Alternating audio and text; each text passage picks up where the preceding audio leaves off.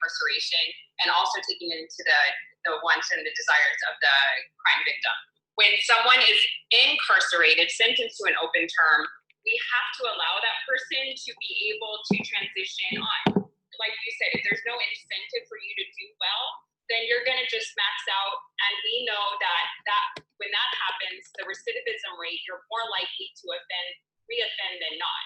And so we have to change the system to allow people to be able to transition on in a meaningful way once they do serve their time. And so the prosecutor has an absolute obligation to provide input on why they're seeking incarceration and also allow that person to transition. Yeah, next we have RJ Brown. You know, as the process is currently structured, I do agree that a prosecutor should absolutely be involved in the parole process. And Astro, I appreciate you sharing what you've gone through. And obviously it seems like you spent your time in a productive way and you're participating. And I certainly don't judge you by the act. It was obviously a mistake. But we're all redeemable. We are not the act. We are individuals and we're not going to be defined by the acts and our failures, but they're out there. Now that said, I don't know the circumstances of your case and I don't know exactly what happened, but I think you probably agree with me when you take a step to arm yourself and go and rob somebody. That's a catastrophic event for the victims and the people involved. And certainly they are entitled to have representation, which comes in the form of the deputy prosecuting attorney, and make sure that we are trying to express to the best of our ability the hurt that they have suffered and the damage that has been caused, and ultimately trying to advocate for what we feel is a reasonable sentence. Again, I'm not opining on your specific search or situation, but I do believe that a prosecutor should be involved to be able to represent that perspective of the victim, because it is part of the adversarial process that makes the system function. You do need competent prosecutors, you need competent defense attorneys, and you need fair and neutral judges so that you can come up with some kind of reasonable outcome ultimately. Now that said, I do agree with Judge Young.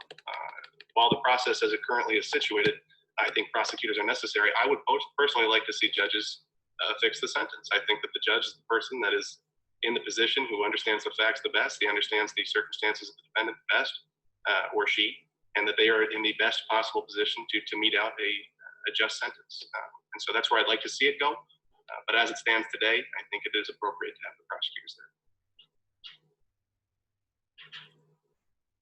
Next, we have Taiken.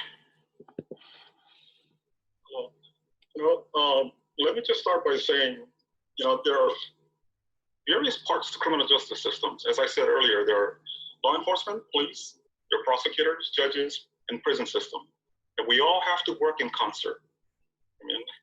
We all have to work together in terms of achieving public safety. No one part can achieve public safety alone. We have to work in concert. Police and prosecutors, judges, and prison system. Having said that, in 28 years of my defense practice, I have yet to see a prosecutor sending a letter of recommendation or being present at a parole hearing recommending parole. I have never seen it.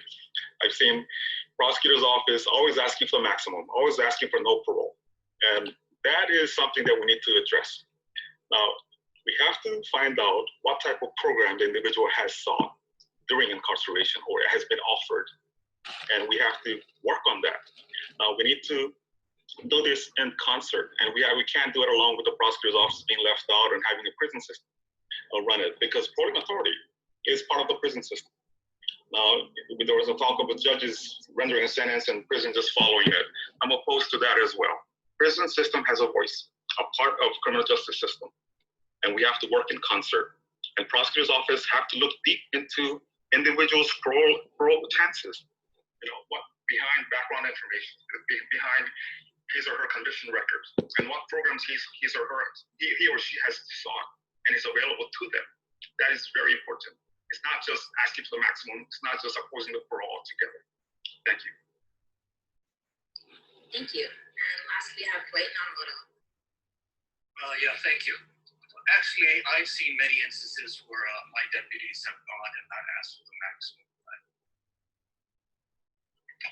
And I think that, of course, prosecutors should be involved in the parole hearing. I mean, the prosecutor's duty is to protect the public, and he should have a voice in it. And while I agree that the judge should set the maximum, but I think it is also important for the parole board to have a say in it also, because the parole board is going to be the one that knows exactly what the defendant has been doing to rehabilitate himself. If he has not been taking any classes, if he has not been taking any drug type of programs, the prison the parole board should know about that. And that occurs after the sentencing. So I think it is important. Now, I don't know your personal situation, but I think that is important to know what you have done to rectify your situation. And and I agree. I think our prisons are terrible, and I've asked and I support a new prison, not to put in more people, but to make it better for our prisoners in there, to give them a chance at rehabilitation. I don't want the overcrowding. It's not good for anybody. Give us a new prison that has ample room for good rehabilitative drug treatment programs. That's what I ask. Thanks. Thank you. Okay, the next question. In recent decades, the number of women caught up in the criminal legal system has skyrocketed. Many of these women struggle with substance abuse, mental illness, and are often victims of physical and sexual abuse. Incarcerating women who are also mothers and caregivers traumatizes families, driving the cycles of mass incarceration. How will you work to protect the health and safety of women in custody and facilitate their successful reentry back into our communities? Each have 1 minute. Stephen, your response. Yes, I have been going for years to the women's facility to participate with Lauren Walker in her solution-focused classes and all the graduations. And they're doing some real healing at the women's prison. It has a totally different feel there, but almost everybody in there has been traumatized in the past. That has to be dealt with. There should be funding to pay for that kind of trauma treatment as there is in prison, but it should be expanded. But we should have the same funding to pay for people that are on probation, because they've been traumatized too. And drugs are involved in almost all of it. That's why, again, I'm so proud of Hope Probation, because people on probation succeed, women included, much more often on Hope Probation than on probation as usual. That helps them stay out of prison. Thousands of people have been successful on probation because they were in Hope rather than in regular probation. So I think it's important to do practical things that have actually worked in the past and expand their use. We even did a Hope pretrial pilot where the people in Hope pretrial got arrested for new crimes 42% less often. That should be Thank you. Next, we have Jackie Esser. Most women currently at women's, the prison, are victims of trauma. Most have been sexually assaulted. These are all unresolved harms. And most of them are nonviolent, and most of them should be in our community. And most of the women who are currently at prison are failed probationers or failed community supervision, not because they committed another crime, but because they kept using drugs. We weren't providing treatment. Every time they did use, we would send them to jail for a few days. We'd rip them apart from their families, their children, their job, because they used drugs. That's how Hope Probation works. It's criminalizing substance use disorder, and we're never providing treatment, which ultimately ends up these women at prisons. We need to support in reentry programs like Fernhurst, an amazing program that 86% success rate. We need more of these programs. We don't need more prisons, we need more Fernhurst. This is a program that succeeds 86% of the time. Our prison system is failing 54% of the time. It makes no sense. Stop investing in our prisons and jails. Start investing in our communities. Stop our women from going down this path of violence to begin with. Next, we have Megan Cow. The prosecutor's role is to objectively apply the criminal laws to people that violate the law. Any candidate that promises to do more than that is going to lead to corruption. A prosecutor cannot change the law. A prosecutor cannot promise all of these things. A prosecutor can only objectively apply the law. That being said, a prosecutor can also be a community leader, an inspiration to people, and can tell his or her story to encourage people to do better, to get treatment, and to live productive lives.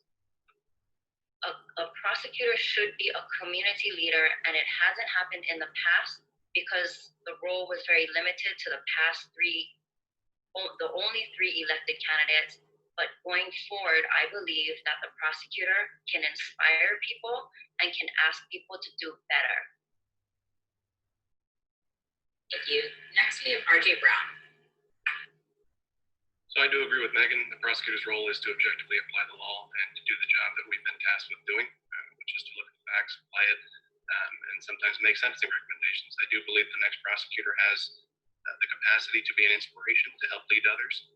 And that's going to be a necessary component of the job.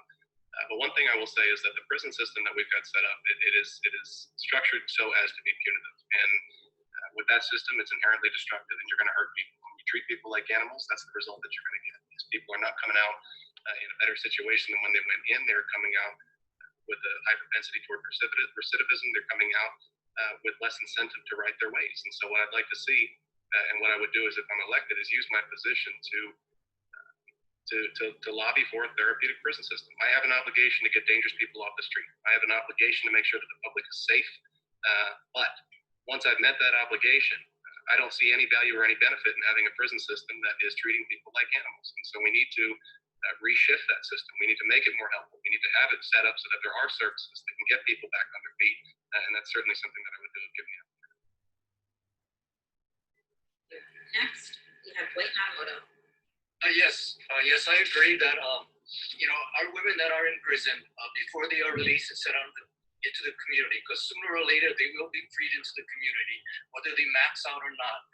Prior to their release, they should be given types of programs, whether it be drug rehabilitation, or mental health support, or some kind of mental treatment. I totally agree with that, and I agree also that prior to them being released, there should be some kind of program like Turners or something like that, so it can be a step-by-step process. So yes, I don't think anybody should be released right away. I think it should be a step-by-step process and make sure that they get the proper programs that they need. And I would want a prison that can provide these programs. It is safe for everybody, it's safer for the public, and it's better for the prisoner or the woman. And next we have Tai Kim. Well, thank you. The specific is this. We need to expand on treatment programs, rehabilitation programs, mental health facilities, mental health treatment, counseling. How do we expand on this? We gotta let the people know. When we talk about building more facility or relocating a current facility, communities are at uproar. They are opposed to it. They don't want facility in their neighborhood. They don't know why. We need to spend more money into prison system. Community needs to be informed of what's needed out there to facilitate this rehab programs. Those are the specifics.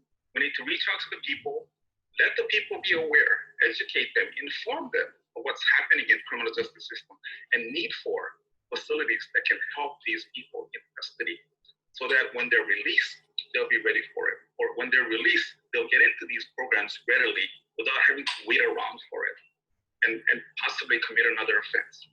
So we need to start with educating the people, get the people on board, and then let's take it up to the lobby, to the legislators, and to fund them, expand these programs. And that's what I propose. Thank you. Now we've come to a very fun part of this forum. It's called a lightning round. We're going to ask a series of yes or no questions. When we ask each question and call on you, please say yes, no, or I don't know. You'll have 1 minute to elaborate on your response after the lightning round. We have provided the candidates with the questions ahead of time so that they would be prepared to answer them quickly and clearly. We'll be asking these questions in alphabetical order by first name. Dwight, you're up first. Would you support legislation so that possession of dangerous drugs in amounts under 2 grams will be classified as a misdemeanor?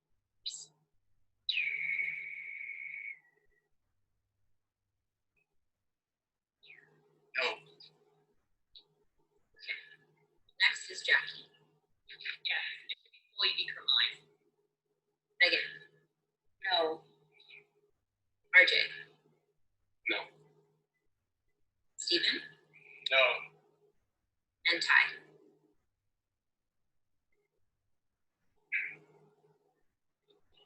Yes. Next question. Do you support evictions known as sweeps of unsheltered people in Honolulu? Dwight, Yes. Jackie, No. Megan, Yes. RJ, It depends. Stephen, No. Ty. No. Next question. Will you support legislation that funds mental health and social services over prioritizing policing and prosecuting in order to divert people away from the criminal legal system? Dwight, I support both. Jackie, Yes.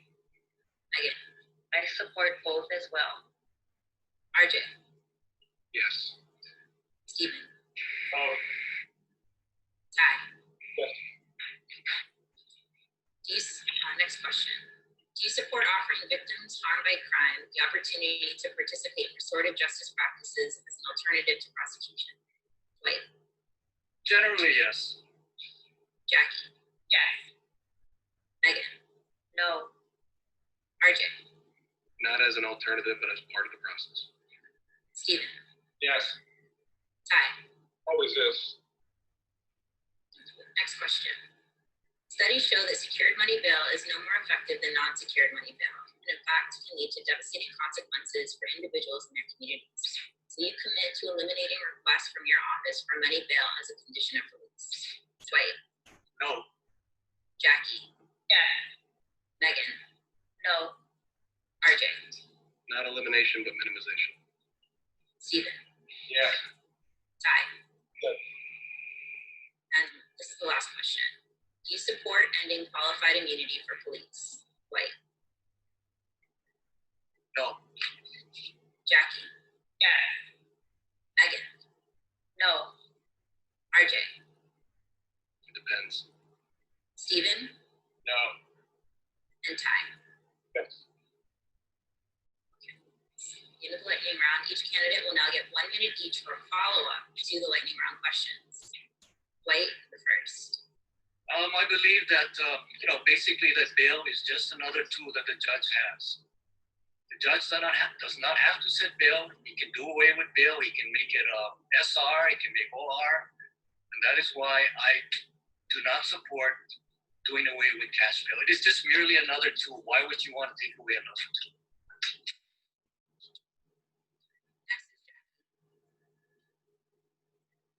And I just want to be clear, is this for all of the questions that I'm responding to? Yes. So yes, I said yes to making a misdemeanor, but I support the full decriminalization of drug possession. We need people suffering from substance use disorder need treatment, not incarceration. As far as sweeps, absolutely we need to stop the sweeps and support housing for all people. As far as legislation for funds, whenever possible, for mental health and social services, whenever possible, we need to divert people out of the criminal legal system and provide them with services and prevent them from reoffending, which in turn makes our community safer. As far as restorative justice, yes, in my administration, all crime victims will be offered the opportunity to participate in restorative justice practices, which helps give crime victims a voice and enables rehabilitation. As far as money bail does not make us safer. It creates two systems of justice, one for the rich and one for the poor, and we need to eliminate money bail. Qualified immunity is a no-brainer. Ending qualified immunity means police will no longer have immunity to violate constitutional rights. Next is Megan. I'd first like to note that these questions are not yes or no answers. These are issues that our United States Supreme Court, the most brilliant people in our country, have grappled over for over 200 years, writing opinions that are more than 80 pages longer. So to sit here and try to answer a question respectfully within a minute is very difficult to do. That being said, I'm going to try to address all of the questions that were asked. First is bail. In December of 2018, there was a recommendation of the Criminal Pretrial Task Force to the 13th Legislature of the state of Hawaii. It said that at present, However, there are insufficient alternatives to pretrial detention in the form of shelter and housing, substance abuse treatment programs, mental defendants who have reported housing, mental health, and or substance abuse needs with no structured plan to address their risk of failing to appear or recidivate. And therefore, there is no alternative currently to the bail system. So it is not feasible to get rid of the bail system at this time. I heard the bell. Thank you. Next art is RJ. Yes, I definitely tend to agree that these are not yes or no questions, and it's one of my deep frustrations with this entire process is that we're trying to dilute and simplify incredibly nuanced and difficult subjects, and it ultimately is leading. We're not helping people by dumbing this stuff down. It is meant to be difficult. We are meant to grapple with these issues. Now that said, I do understand the nature of what we're doing here, and so I'm not trying to be overly argumentative, but it's a totally fair point by Megan. On the legalization or the minimization of methamphetamine under 2 grams to a misdemeanor offense, yeah, we absolutely need treatment for people, but unfortunately, if you don't have it as a felony, you can't hold long-term treatment as a viable alternative. We need the carrot as the state to incentivize people. Hey, listen, we don't want to get you in prison, we want to get you help, but if it's not a felony, I don't have the tools at my disposal to get this person the actual sufficient help that they need. And so no, lowering these offenses down to misdemeanors is not the right call, certainly not the legalization of all these types of dangerous drugs. What else? We have the sweeps. I said it depends because ultimately there may be health and safety issues involved. It may be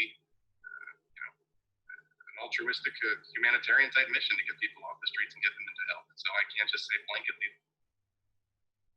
Thank you, RJ. Next is Stephen. Yeah, first, I don't support making it a misdemeanor because the sad fact is, left to their own devices, people will not go to get treatment on their own, and they won't persevere. It's too hard. I have had thousands of people deal with their drug and alcohol issues, whether it's in drug court or in home probation. And I'm a big believer in deferral so people can keep their records clean while they're trying to do that.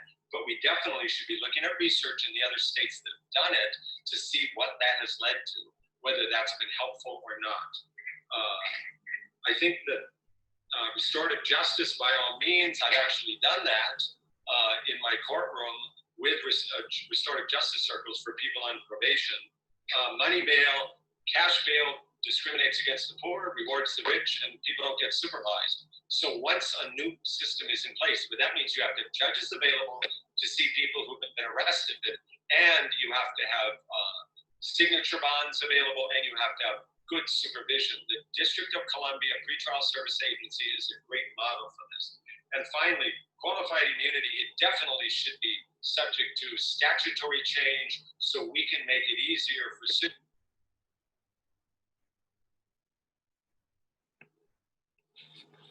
Thank you. Each candidate will now get 90 seconds to give their closing statement. Sorry. The last is time. Thank you. Okay, let me answer them real quickly so we can get to the 90 seconds closing. Dangerous drugs. If the individual has drug issues, nothing else, drug issues, it should be treatment, not incarceration. Number 2, homeless people, when there are not enough shelters, where are they going to go? Are we going to just sweep them off and put them in prison? Against the sweeping. I'm against the sweeping. In terms of tools, not all tools are effective. Not all tools needs to be kept. A tool of cash bail, as Judge Alm had stated, is an outdated tool. It promotes socioeconomic disparity. It enhances, in a large extent, systemic prejudices. We need to get rid of cash bail. But jail is not just for the poor, and freedom is not for the rich. Thank you. Thank you. Now each candidate will get 90 seconds to give their closing statement. The order of the closing statements were chosen at random. Megan Cow, your first stop. Thank you. I applaud all of the out-of-the-box thinkers that have run and announced their candidacy to run for prosecutor for Honolulu.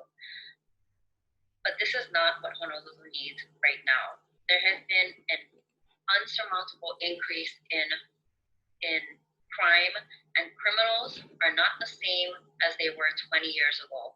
They're much more brave, they're much more brazen, and they're much more violent. They lack empathy. They will push down their pupuna just to steal $20 and leave them in the street to die. Everyone in the justice system has a role. It is the prosecutor's role to seek justice by objectively applying the criminal laws against anyone that violates them. It is the defense attorney's job to protect the defendant's constitutional rights, and it is the judge's role to maintain fairness and make sure that the rules are followed. It is the corrections division who is tasked with rehabilitating defendants back into society. My job as a prosecutor is to fight for the victim. If you choose to break the law, I will charge you, no matter your race, age, ethnicity, sexual orientation, it doesn't matter. I will be objective.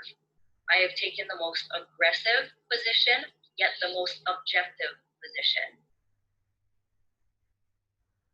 Thank you.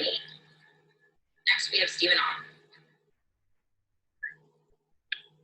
As I said at the start, this election is all about restoring trust in the prosecutor's office.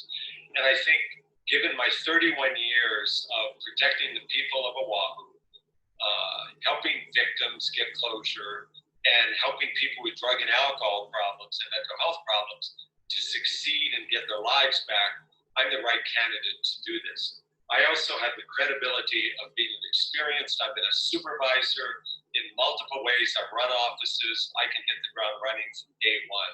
And this election is too important to have people try to learn how to be a supervisor on the job.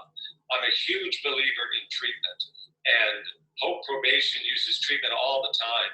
I never sent somebody to prison for repeated drug use. We always gave them a chance to treatment. Do your own research. Call up the treatment programs on the island, whether it's Ho'omaukeola, ATS, Hinamauka, Poilani, Habilitat, San Ana. Call them up and ask them what they think about Judge Allman, what they think about Hope Probation and drug court. And finally, working with communities to reduce crime, like we did with Weed and Seed in Chinatown and Kalihi-Palama, making the streets safe for the people living there, and also keeping people from entering the system that don't have to. We'll expand to Ala Moana and then go into Waikiki. So thank you very much for this opportunity to address.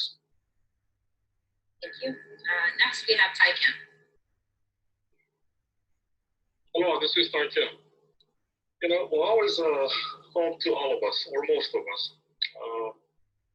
I grew up in Kalihi and Kaneohe, graduated Castle High School, nominated to West Point by Native Hawaiian, Danakaka. I went to college here with the help of respected Japanese American. Myself and my brother went to law school. I got married here twice. I have 2 daughters, born and raised here. This is my home. This is my only home. It's the only place that I will live and probably die. I care about this community. I care about the home. I'm gonna protect this home safer, stronger, and more informed. I'm committed to public safety being stronger, strengthening our public safety, not convictions, but rehabilitations and preventions, together with the people. We gotta inform the people. We gotta invite them to the office in open houses. We gotta invite other parts of criminal justice system to the prosecutor's office to work together, to work in concert. In addition to taking responsibility for each part's actions or inactions. Now, criminal justice system is not doable by any single part. Can't be do it by judges alone, can't be do it by prisons alone. It has to be do it by in concert with everybody. And people have to be involved. Having said that, I'm a firm believer. I'm a very firm believer that responsible behavior is a choice. It's a choice you make. But help has to be available for everybody that are in need of help, and they must receive help because of. Thank you. Next, we have Jackie Esser. For the sake of our children and their children, we must end mass incarceration. We must stop investing in our jails and prisons and start investing in communities and education. This will not happen if we keep electing prosecutors who think the status quo is acceptable. Prosecutors who have been profiting from and entrenched in our current system and mentality that has led us to incarcerate thousands of our citizens and failed to make us safer. Kaneshiro was the prosecutor for 16 years. Carlisle was a prosecutor for 14 years. Everyone here tonight has been part of one of their prior administrations except for me. I am the only candidate who has been fighting this corrupt, unjust system we call justice. I'm glad that people are joining me at the table now and talking about much needed reform, but we need to fundamentally transform our system. I've been doing this my entire career. Who do you trust to get the job done? The people who have been part of the problem or the person who has been fighting for these changes their entire career? Join our movement, vote Jackie Esser, go to our website, esserforjustice.com. Aloha. Thank you. Next, we have Dwight Nadamoto. ICE is our big problem today. Everything revolves on ICE uses. 2009, we had 37 deaths related to ICE in Hawaii. 2019, 129 alone in Honolulu. Our prisons are not full of small-time drug users. Our laws, since the last 20 years, are getting less and less punitive. Once you get 20, now you can get probation. Drug use is apparently rising in Hawaii. Now is not the time to make less than 2 grams a misdemeanor. That is going to give the wrong message to the people. It's going to increase drug usage. It's going to increase addiction. It's going to increase crime, and it's going to increase deaths. You make it a misdemeanor, you cannot get to our specialty courts. They take much too long. And I have to disagree with Judge All. The 2018 National Institute of Justice intensive studies said home probation is no more effective than probation as usual. Thank you. Next, we have RJ Brown.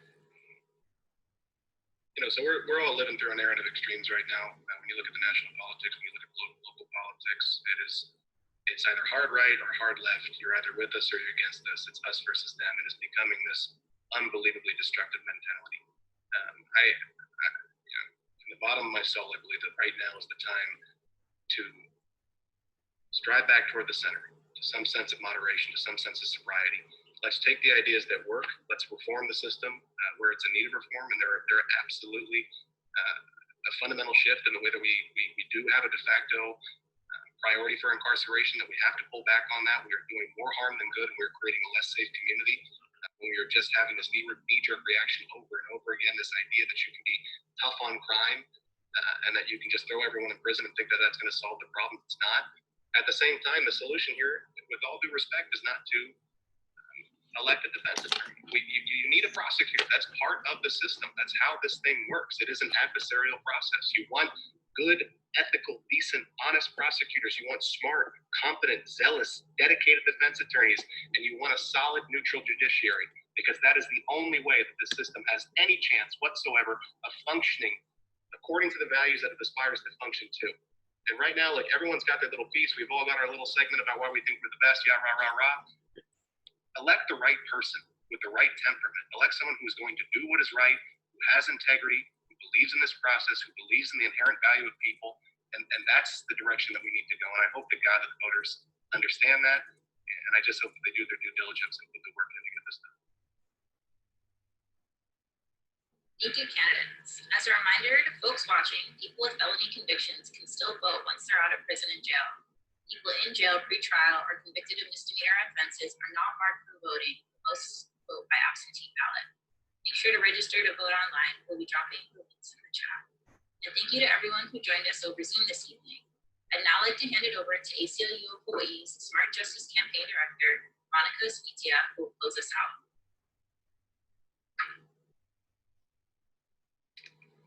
Hi. Can you see me? Thank you to all of the candidates who participated and to you, the audience. We heard different points of views about how to move forward. And where does that leave us, you and me, the voters? It leaves us hopefully better informed with a greater understanding of what is at stake questioning what it is we want from the prosecutors and our criminal legal system. Since 1981, there have only been 3 people in the prosecutor's job since it became an elected position. Think of the 80s and 90s and the tough on crime policies that came from that era. Policies that we now know do not work and were based on racist ideologies.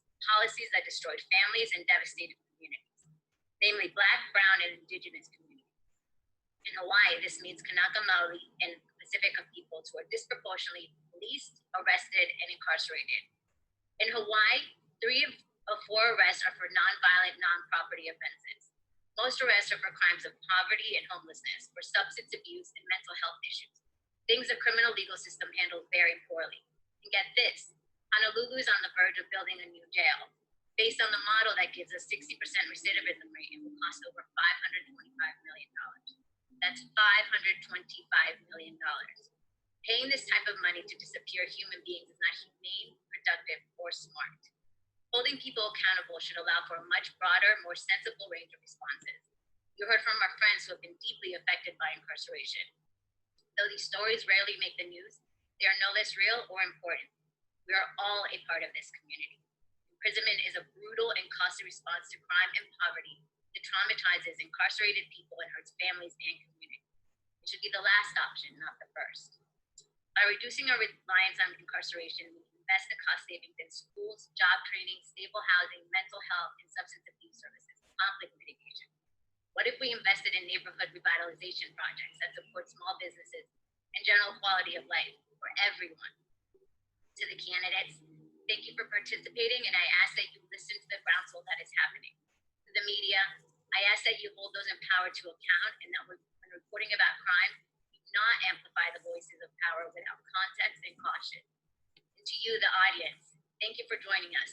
Please be sure to vote. Remember that Hawaii is now a mail-in ballot state. Ballots for the primary must be received by August 8th. Together, we can bring smart justice to Hawaii. Please be sure to follow us on social media at ACLU of Hawai and our website, acluhawaii.org. Thank you and good night.